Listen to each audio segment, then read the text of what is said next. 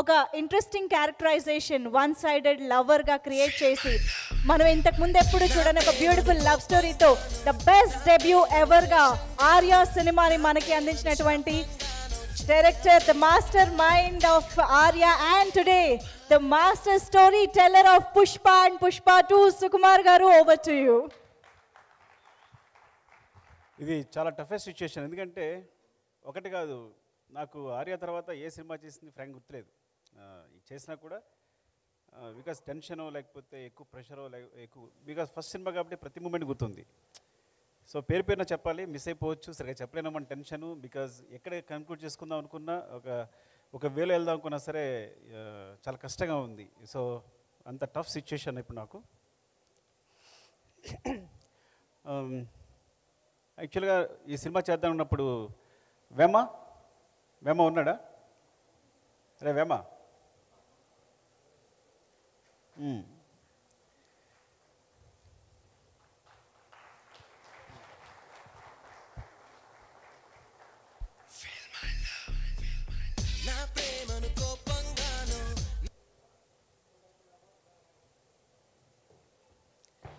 యాక్చువల్గా ఇద్దరు స్టార్ట్ చేసాం రాయడం వేమ, ఇది ఆర్య అనే స్క్రిప్ట్. సో ఫస్ట్ వైజాగ్ వెళ్ళిపోయి, అంటే నా ఫ్రెండ్ రవికుమార్ ఉన్నాడు ఇక్కడే, వాడి దగ్గర ఒక 10,000 తీసుకుని ఎయిటర్ మోహన్ గారి దగ్గర, అంటే అప్పుడే ఎయిటర్ మోహన్ గారి దగ్గర చేస్తున్నాం, మేము రైటర్స్గా చేస్తున్నాం ఇద్దరం.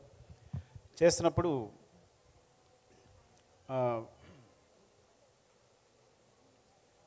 కంటిన్యూ ఎయిటర్ మోహన్ గారి దగ్గర చేస్తున్నప్పుడు సరే ఇంకా వదిలేసి మనం డైరెక్ట్ చేద్దామని చెప్పి నా ఫ్రెండ్ రవికుమార్ దగ్గర ఒక 10,000 తీసుకుని మేము వైజాగ్ వెళ్ళిపోయాం. హరిప్రసాద్ అని ఉన్నాడు, వాళ్ళ ఇంట్లో కూర్చుని ఇద్దరం స్క్రిప్ట్ రాయడం మొదలుపెట్టాం.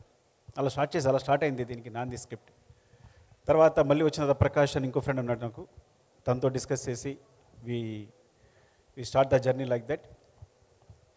అండ్ థ్యాంక్ యూరా, ఇప్పటివరకు అసలు ఈడు దొంగ వాడి చేత కష్టపడి రాయించాడు ఈడి చేత. అంటే నిజంగా ఈడు కనుక పెన్ను పెట్టి రాస్తే ఇప్పుడు ఇండస్ట్రీలో ఎవ్వరు సరిపోరు.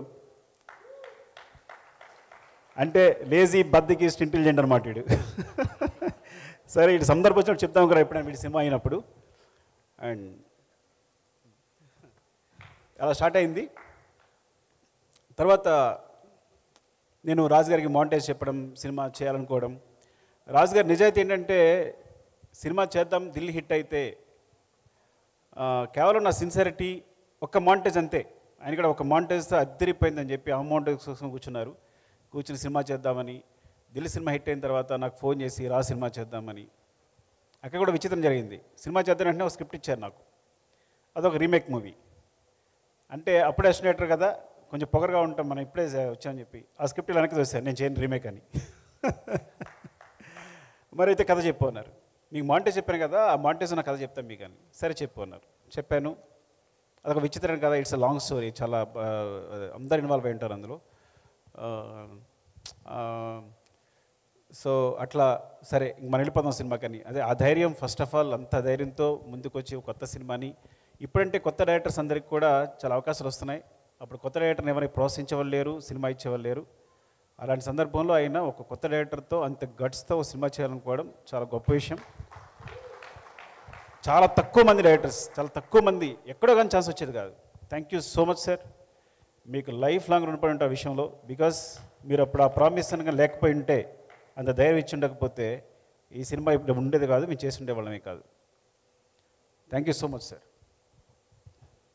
దాని తర్వాత బన్నీ కథ చెప్పడం జరిగింది. చెప్పిన తర్వాత కొంచెం స్పేస్ వచ్చింది. యాక్చువల్గా ఈ సినిమా మూడు అన్న కారణం, మొదటి కారణం రాజుగారు అయితే, రెండో కారణం తన భవిష్యత్తును తన వెతుక్కున్నట్టు బన్నీ ఈ కథ నాకు కావాలని పట్టు కూర్చుని సార్తోనూ అందరితోనూ పోరాడి మళ్ళీ వచ్చి మమ్మల్ని అందరినీ మూవ్ చేసేటట్టు చేసి ఈ ప్రాజెక్ట్ అయ్యేటట్టు చూసుకున్నాడు. నేను యాక్చువల్గా కథ చెప్పిన తర్వాత ఇది ఇంకా జరగదేమో అనుకుని నేను వేరే స్క్రిప్ట్ కూడా, రాజుగారు వేరే కథ ఇస్తే కనుక దాన్ని డైలాగ్స్ రాయడం మొదలుపెట్టాం, నేను వేమ ప్రకాష్ అందరం. సో ఇంకా డైలాగ్ రైటర్గా చేద్దాం, ఎప్పుడో చేసుకోవచ్చులే అనుకున్నాను. కానీ తను వచ్చి ఈ కథని రౌండప్ చేసి చేద్దాం, ఈ సినిమా చేయాలి, ఇది నాకు నచ్చింది అని చెప్పి. ఫ్రాంక్గా చెప్తాను, ఏజ్ అప్పుడు 18, 19, ఆ ఏజ్లో ఆ మెచ్యూరిటీ, బాగా అలరగా ఉండేవాడు. కానీ అప్పుడే దాంట్లో నా ఫ్యూచర్ ఇందులో ఉంది అని పట్టుకుని మమ్మల్ని పుష్ చేసి ఈ got the vibes. Thank you darling, definitely thank you so much.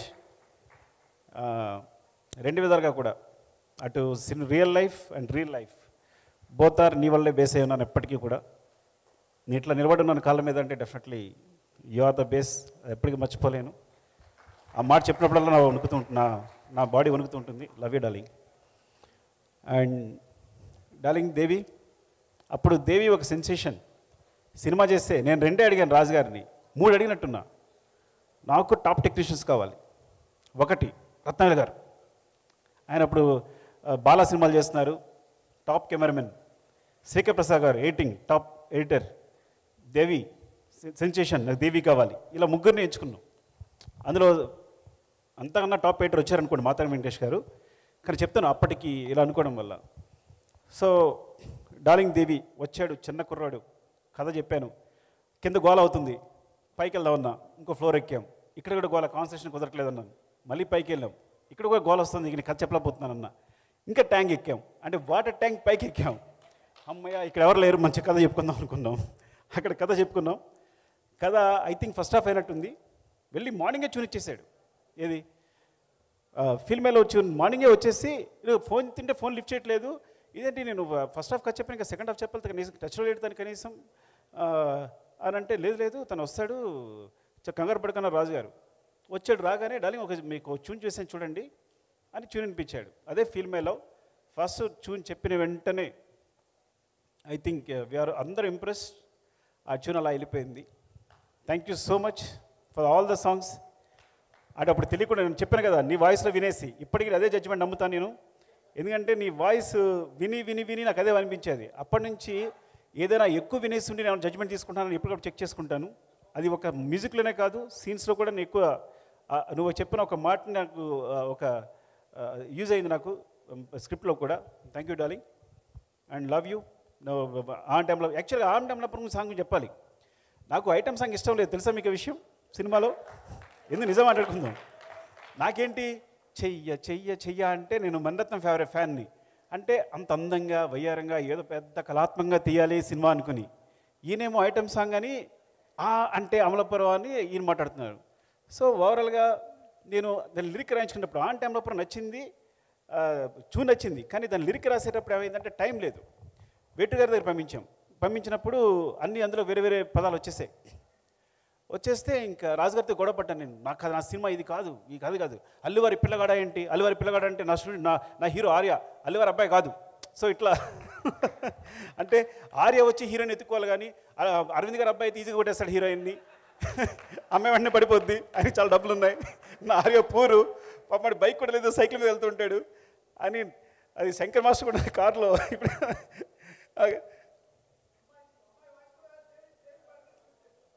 అవును, అమ్మాయి వాయిస్ కూడా లేదు అప్పుడు అని అట్లా. సో ఆ సాంగ్ గురించి, సో నాకు ఐటమ్ సాంగ్ అంటే ఐటమ్ సాంగ్ అనుకోవాలి, నేను చేయాలని క్లాస్ సాంగ్ అనుకున్నాను.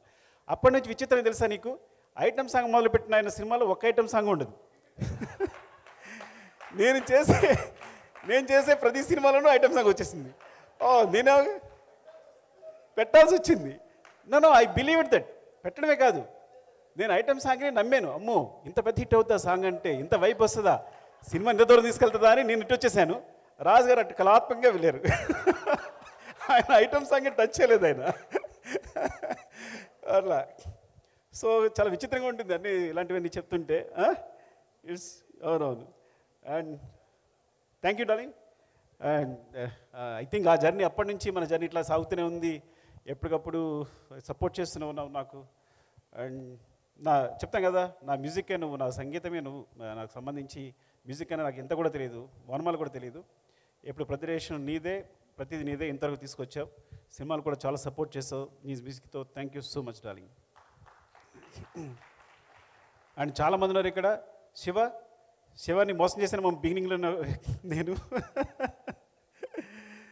Thank you Shiva, accepting the role. చాలా ఫన్. కొంచెం శివ నేను సెకండ్ లీడ్ అని కొంచెం కోపంగా ఉండేవాడు అప్పుడు. అనుకున్నప్పుడల్లా కోపం వస్తుండే శివకి. అంటే నాట్ లైక్ దట్ యాక్చువల్లీ. సరదాగా మాట్లాడదాం అనుకున్నాను ఇన్నాళ్ళు, నిజంగా అది. And I was so impressed అప్పుడు నువ్వు చేసే పర్ఫార్మెన్స్ కానీ, నీ ఐస్ చూసే విధానం కానీ, అండ్ మీ కాంబినేషన్ కూడా కరెక్ట్గా కుదిరేది. And thank you Shiva, love you. ఒక్కొక్కరు మాడుతుంటే సుబ్బు ఐ థింక్ ఆ సుబ్రాజన్ చూసారా ఒకసారి నిలబడడం చెప్పండి, ఎలా ఉన్నాడు ఆయన? సుబ్బు అలాగే ఉన్నాను, నువ్వు అసలు ఏం మారలా, మరి ఏం మేనేజ్ చేస్తే అర్థం కావట్లా. కొట్టుకునే వాళ్ళం కదా మనం, నువ్వు కొట్టుకుంటే సరిపోయేది కాదు నాకు, నేను గట్టిగా పట్టి స్పృహతో పడిపోయాను కూడా. ఒకసారి రామలక్ష్మి గారి కథ చెప్తూ గట్టి కొట్టుకోవాలి అంటే విలను ఇలా కొట్టుకుంటే అమ్మాయి అంటే కొట్టుకుంటాడని కొట్టుకుంటూ పడిపోయాను నేను. కొడుతు అంత గట్టి కొట్టుకున్నా. సుబ్బుకి కొట్టించాం కదా అట్లా. Thank you. అండ్ రత్నవేల్ గారు చెప్పాను కదా నేను టాప్ కెమెరామెన్ కావాలి సూపర్ అని. So actually I learned a lot brother. First because as assistant డైరెక్టర్గా నేను స్టార్ట్ చేసి, యాక్చువల్లీ అసిస్టెంట్ డైరెక్టర్ ఇక్కడ చేయలేదు నేను, కానీ రైటర్గానే చేశాను. అంటే వినయ్ గారు చేసినా కూడా రైటర్గా ఉండేవాడు కానీ చూసేవాడు కానీ వినయ్ గారు నాకు ఏ పని చెప్పేవారు కాదు. So whatever I learn from Vinay garu only. So thanks to I always నా సినిమా గురు వినయ్ అనే చెప్తాను. బికాస్ నేనైతే నేర్చుకున్నాను, తన నుంచి నేర్చుకున్నాను. ఏమన్నా నాకు నేర్పినా తనే నేర్పారు, తనే సపోర్ట్ చేశారు. Thank you sir, thank you so much for your love Vinay గారు. అండ్ తర్వాత ఫ్రాంక్గా చెప్పాలంటే సినిమాకి సంబంధించి నా గురువు రత్నవేల్ గారే. అండ్ బిగినింగ్ ఐ రోట్ నేను కూర్చుని మా శివగాడు ఉన్నాడు కెమెరామెన్ శివ, మన శివ ఉన్నాడా, వచ్చాడా? శివ అసిస్టెంట్గా చేశాడు కదా, శివని పట్టుకుని షార్ట్ డివిజన్ రాసేసుకున్నా. ప్రతి సీన్కి ఇంత బుక్ ఉంటుంది, ఇంకా ఉంటుంది అది షార్ట్ డివిజన్. సో అవి కొన్ని సాధ్యమయ్యి కొన్ని సాధ్యం కానీ ఉండేవి. సో సెట్లోకి వెళ్ళినప్పుడు ఆ ప్రాబ్లం ఎదురయ్యేది తనతో. సో ఆ విషయంలో తను సపోర్ట్ చేసేవాడు. నో సుకు ఇది కాదు, ఇది రాదు డెఫినెట్గా ఈ కాంబినేషన్ ఇట్లా రాదు, ఇలా చేయొచ్చు అని. సడన్గా 1 వీక్ తర్వాత ఆయన వదిలేసి వెళ్ళిపోయారు వేరే సినిమాకి. నేను దేవా ఓ 2 రోజులు షూట్ చేయాల్సి వచ్చింది. ఎంత టెన్షన్ పడ్డామంటే గుర్తుందా, ఫ్రూట్స్ ఇచ్చే సీన్. దేవా అంటాడు, సార్ ఇంత పాయింట్ ఆఫ్ వ్యూ సార్ ఇంకా పోండు అంటాడు. అరే అంటే అంత పాయింట్ ఆఫ్ వ్యూ సార్ ఇంకా పోండు అంటాడు. ఏంటి ఇక్కడి నుంచి ఇక్కడ కెమెరా కదపడానికి నేను ఒకసారి బేసిక్స్ ఆలోచించుకున్నా. ఈ సినిమా ఏంటి ఇంత ఏదో కొంచెం కొత్త గొప్ప మ్యాథమెటిక్స్ చెప్పొచ్చున్నాం కదా, ఉన్నగా 4 లెన్సులు, దీనికోసం ఎందుకు టెన్షన్ పడుతున్నావు? Okay these are only axis, ఇంత మించే ఉంటుంది. అరే నువ్వు అలా ఉండి పక్కన పెట్టు, కెమెరా కూడా పెట్టు, కెమెరా పెట్టు అని. Then I started the direction. Actual direction అక్కడ స్టార్ట్ అయింది నాది. Thank you so much brother for your love. And Deva, అప్పుడు దేవా కూడా చాలా సపోర్ట్ చేశాడు, ఆర్టిస్ట్ పొజిషన్ ఇవ్వడం కానీ అది కానీ. థ్యాంక్ యూ దేవా, ఉన్నాడు లేడు ఇక్కడ. అండ్ తర్వాత కొంత క్లాష్ తను విజయ్ చేశాడు, విజయ్ చక్రవర్తి చేశాడు. Vijay thanks for your support, చాలా చాలా సపోర్ట్ చేసావు ఆ టైంలో. Thank you so much. And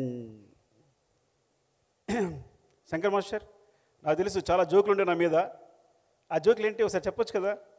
నేను ఏదో ప్రియరాగం చేస్తున్నప్పుడు మాట్లాడితే ఒక మాంటేజ్ కోసం కొబ్బరికాయలు తీసుకొచ్చేవాడిని, వీటితో చేద్దామని. వీళ్ళిద్దరు నవ్వుకునేవారు బాగా. లేదా రింగులు పట్టుకొచ్చేవాడిని. సో ప్రతిదీ రకరకాల మాంటేజ్ తీసేయాలని చెప్పి. ఇంకా చాలా మాంటేజ్ ఒక 60, 70, 100 మాంటేజ్ ఉంటే వేమా, ఒక 100 మాంటేజ్ ఉండేమో. తీస్తూనే ఉండేవాళ్ళం అవన్నీ. వీళ్ళిద్దరు నవ్వుకుంటుండేవారు బాగా, నన్ను ఏడిపిస్తుండేవారు. సీరియస్ కదా వీళ్ళిద్దరిని. రత్నవేల్ గారు శంకర్ సీరియస్ కదా, నన్ను ర్యాగింగ్ చేసేవారు, గుర్తుంది నాకు.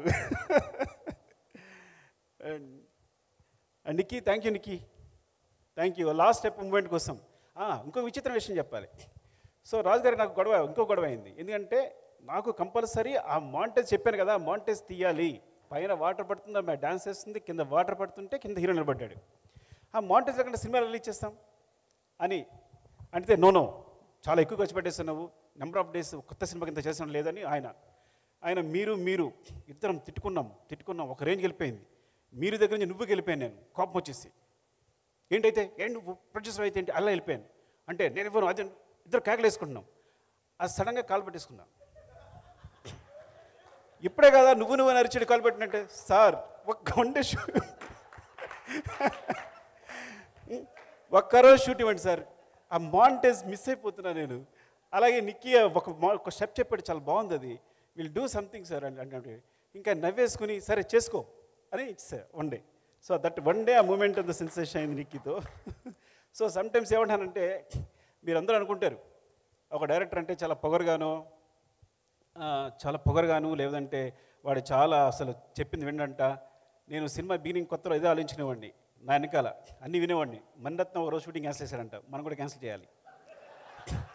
కృష్ణవంశీ గారు 49 టేక్ చెప్పండి, మనం 50 టేక్స్ చేయాలి. సో వెనకాల చూసేవాడిని, వెనక్కి తిరుగుతాయి. ఈ షాట్ వచ్చిన వెంటనే ఒక మణిరత్నం కనిపించేవారు, ఇటు కృష్ణవంశీ గారు కనిపించేవారు. సో ఐ ఫీల్ లైక్ ఒక్కొక్కళ్ళు అంటే కథలు వింటుండేవాళ్ళం కదా. ఇంకో రామ్ గోపాల్ వర్మ అసలు ఫోనే చేయడంట, ఆర్టిస్ట్ చేయకుండా ఇలా బుక్ చదువుకుంటాడంట, ఎస్ అంటాడంట, మనం కూడా అలా చేయాలి. సో ఇవన్నీ రిపీట్ అవుతుండేవి. ఎందుకు చెప్తున్నాను ఇది, మిస్ అయిపోయాను. ఎందుకు చెప్తానంటే డైరెక్టర్స్ అందరికీ సో చాలా కాంప్రమైజ్లు ఉంటాయి. నేను రాజు గారి కాళ్ళు కనీసం 3 సార్లు పట్టుకుని ఉంటా సినిమా మొత్తం మీద. అంటే అంత జాగ్రత్త కూర్చున్నారా మీరు అంటే అంతే.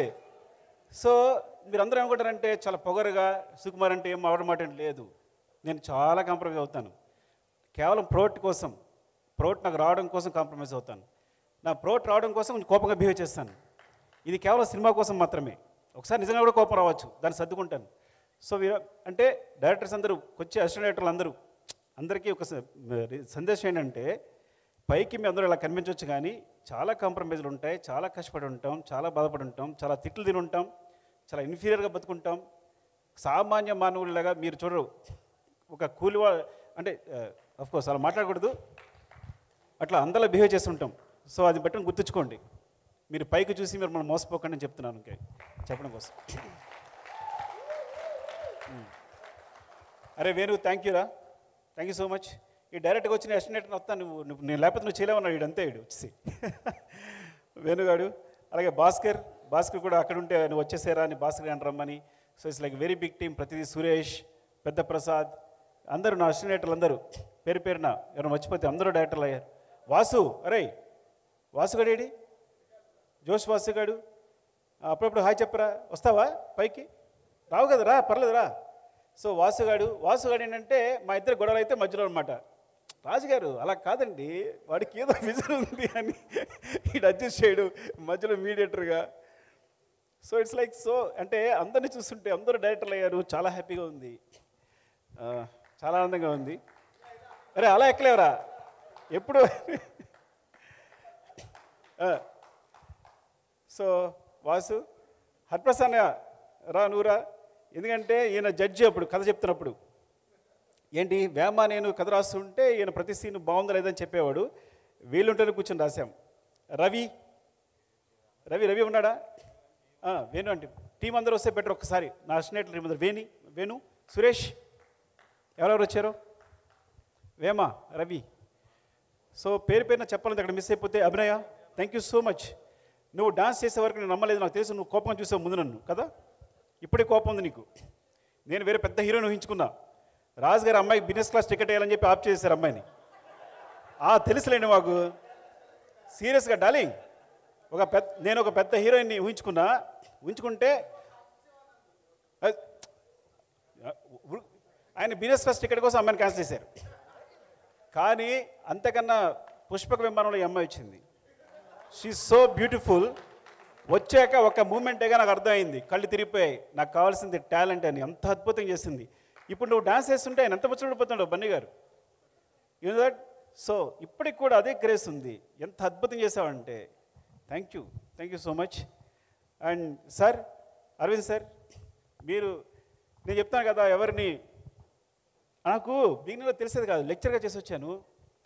నాకు 2000 మంది students, exaggeration maybe 1000 or 1500 what ever. 1500 ఉంటారా బుచ్చి? ఉంటారా కాలేజీలో? మన కాలేజీలో ఈజీగా ఉంటారు. లాంగ్ టర్మ్ వాళ్ళు అందరూ పొద్దున్న లేస్తే అక్కడ నిలబడితే వస్తే అందరు గుడ్ మార్నింగ్ సార్ అండి. ఇక్కడ నేను వస్తే సూట్ కేసు మోయాలి, అందరికి గుడ్ మార్నింగ్ చెప్పాలి. సో అయినా సరే ఆ లెక్చర్ బుద్ధి పోలా. ఒకసారి నేను సెట్లో కూర్చున్నాను, షూటింగ్ చేస్తున్నాను. అరవింద్ గారు వచ్చారు. ఆయన ఎంత తీసుకుంటారు, వచ్చారు. నేను రిలైజ్ అవ్వాలా, రత్నాలు గారు ఇలా గోకుతున్నారు, కాల్తీ అని. అంటే నేను కాలు మీద కాలుస్తున్నాను అనమాట. అరవింద్ గారు ఎదురుకుండా, sir I'm very sorry for that.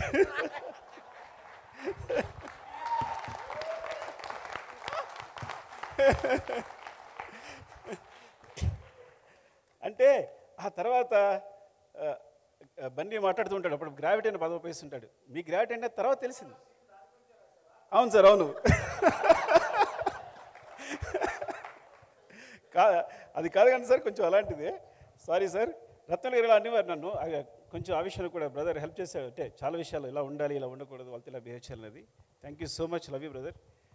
And ఇంకెవరు అరే హన్షిత బాగా ఆడుకున్నాడు కదా మన ఇద్దరం, ఎక్కడికి వెళ్ళాం మిగతా కలిసి వెళ్ళేవాళ్ళం, నా పక్కనే ఉండేది. ఎక్కడ మనం తిరుపతి వెళ్ళాం మనతో కలిసి వెళ్ళేవాళ్ళం, నడిపించేదా నిన్ను? నేను కూడా ఆశీష్ ఖండ్ అయితే నేను మోసాను కూడా, ఎత్తుకుని మోసా, వాడి బండగా వెళ్ళిపోతుంటే. So and Bablu, thank you Bablu. చిత్రం సీను లాస్ట్ మినిట్లో వచ్చేసావు. అండ్ ఎవరైనా మిస్ అయిపోయినా పేరు పేరున చెప్పాలి, ఇప్పుడు ఏదో మాట్లాడుకుని కూడా చాలా మిస్ అయిపోయాను నేను. And thank you so much. And అందరూ కూడా మా టీం అందరూ, వేమ లవ్ యూరా, రవిబాబు థ్యాంక్స్. వీడి 10,000తోనే నేను స్టార్ట్ చేస్తా కథ స్టార్ట్ చేయడం. వీడికి ఉన్న 10,000 ఉంది బ్యాంకులో, నీకేం కావాలని అని చెప్పి ఆ 10,000 క్యాష్ తీసుకొచ్చి ఇలా ఇచ్చేసాడు మాకు అంతే. ఆడు సంపాదించుకుంటే 10,000. ఆ టైంలో 10,000 is a very big matter. And Hariprasad అన్నయ్య వీళ్ళింట్లోనే, మాకు రూమ్ లేదు కాబట్టి తనే ఫుడ్ అన్నీ రూమ్లో కూర్చోబెట్టి మా ఇద్దరిని అరే ఇది కాదురా అది కాదురా అని చెప్పి లైక్ ప్రతి సీను జడ్జ్ చేస్తూ ఇలా చేయాలి అలా చేయాలని. తన సినిమాలో చాలా ఎక్కువ ఉండేది, మాకన్నా చాలా ఎక్కువ, ప్రతి సినిమా చూసేవాడు తను. థ్యాంక్ యూ సో మచ్ అన్నయ్య. అండ్ వాసుగా ఈడికే చెప్పే ఫస్ట్, తర్వాత కథ చెప్తే రాజుగారు నీకు సురేందర్కి చెప్పినట్టుగా సూర్యుడు అందరికీ. ఒక్క నిమిషం చెప్పేస్తాను, మీకు బోర్ కొడితేమో. రాజుగారు చెప్పాను, రాజుగారు కొంచెం ఈడేదో కొంచెం బ్రోకర్లా ఉన్నాడు అని కాదు, కానీ ఇది చెప్తున్నాడు బాగుంది సుకు అద్దరిపోయింది, కానీ ఈ కథ చాలా క్రిటికల్గా ఉంది, నేను ఆలోచించుకుంటా అన్నారు. నేను ఒకసారి ఆలోచించుకున్నాను. సో మార్నింగ్ వీళ్ళిద్దరికి చెప్పా, వీళ్ళకి సూరికి మన మీరేమో చెప్పాను అప్పుడు. సో వీళ్ళు సపోర్ట్ చేశారు ఆ విధంగా. అంటే అప్పుడు రాజు గారు వచ్చి వీళ్ళు అడిగారు ఎలా ఉంది అంటే బాగుంది సార్ అంటే, అఫ్కోర్స్ ఇమ్మీడియట్ డెసిషన్ అనుకోండి.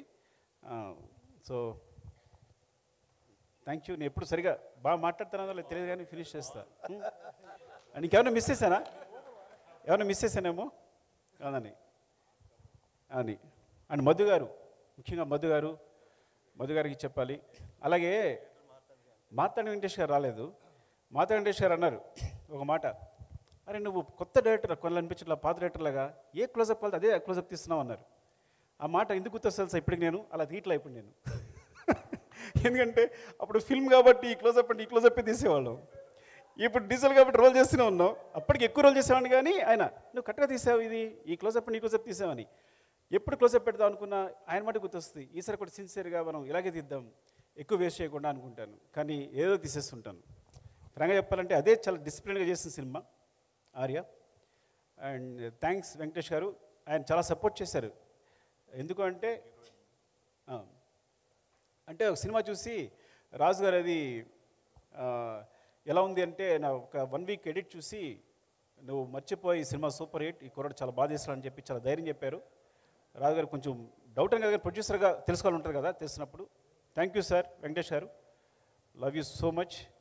అండ్ చిరంజీవి గారు ప్రత్యేకంగా థ్యాంక్స్ చెప్పాలి, ఎందుకంటే అరవింద్ గారు పంపించారు చిన్న గారు నా టెస్ట్ కోసం కథ చెప్పడానికి.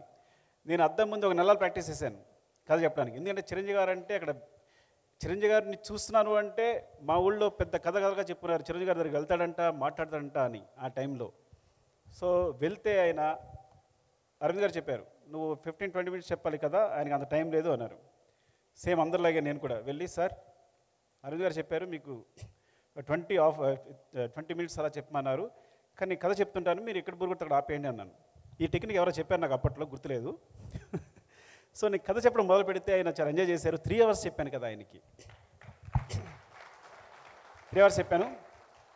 ఆయన నేను ఎంత షాక్ అయ్యానంటే, మెగాస్టార్ మీరు ఊహించారు, ఆయన కథ చెప్పడం కోసం నెలలు అద్దం ముందు ప్రాక్టీస్ చేస్తుంటాను, ఎగ్జాగరేషన్ లేదు అంతకన్నా ఎక్కువ చేస్తుంటాను.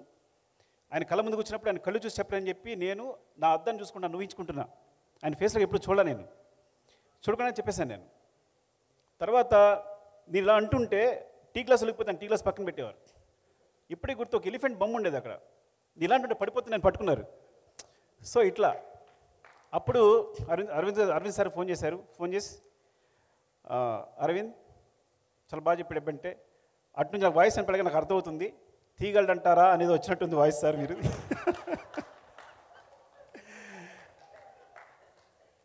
బికాజ్ నాకు ఎక్స్పీరియన్స్ లేదు, ఏ సినిమాకి అసినేట్గా చేయలేదు పెద్దగా. సో డెఫినెట్గా డౌట్ ఉంటుంది. ఇక్కడ నుంచి ఆ మాట అన్నారు, ఈ సినిమా కెమెరా పాతి తీసిన హిట్టే తీ అన్నారు. థ్యాంక్ యూ సార్ చిరంజీవి గారికి. అండ్ పేరు పేరున ఏమన్నా మర్చిపోయినా అనుకోవద్దు, ఇంకో సందర్భం ఎప్పుడైనా వస్తే కనుక డెఫినెట్గా మాట్లాడతాను. Love you so much. Anu Mehta, yeah, అసలు శిరీష్ గారు, లక్ష్మి గారు. సో ఫస్ట్ డార్లింగ్ సపోర్ట్ చేసిన శిరీష్ గారు, ఈ విషయం మర్చిపోకూడదు. అది తర్వాత లక్ష్మణ్ గారు, ఇద్దరు. సో ఎప్పుడు ఇద్దరు కనిపిస్తుంటారు మమ్మల్ని ఎప్పుడు. రాజు గారు, బికాజ్ రాజు గారు స్క్రిప్ట్ సైడు, అడ్మినిస్ట్రేషను, ప్రొడక్షన్ అని చూసుకుని ఉంటే మమ్మల్ని అందరినీ ప్యాంపర్ చేసేవారు. శిరీష్ గారు, లక్ష్మణ్ గారు మా ఇద్దరిని ప్యాంపర్ చేసేవారు. మాకు కావాల్సిన అది తింటావా, ఇది తింటావా, ఇది చేసుకుంటావా, ఇది తాగుతావా అని.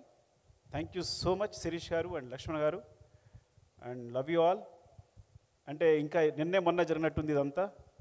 ఇంకా నేను అసలు మీరు నమ్మరు, అందరికీ ఎలా ఉంటుందేమో, నోస్టాల్జియా కూడా లేదు, నిన్న జరిగినట్టే ఉంది. ప్రతి విషయం నాకు గుర్తుంది ఈ సినిమా సంబంధించి అన్నీ. Thank you so much. ఎందుకంటే ఈ సినిమా గురించి మాట్లాడడం మొదలు పెడితే అలా వెళ్తూనే ఉంటుంది. అందరికీ పేరు పేరున థ్యాంక్స్. ఇక్కడ ఈ రోజున ఇలా నిలబడ్డానంటే డెఫినెట్గా మీ అందరి సపోర్ట్ అండ్ మీ ఆశీస్సులు అనే మాట ఇప్పుడు వాళ్లే కానీ మొట్టమొదటిసారి వాడుతున్నా. డెఫినెట్గా మీ ఆశీస్సులు, మీ బ్లెస్సింగ్స్, మీ wishes. Thank you so much. Love you. Thank you so much Sukumar sir. Arya సినిమాతో మొదలైన మీ ఇద్దరి కాంబినేషన్ ఈరోజు పుష్ప 2 మూవీ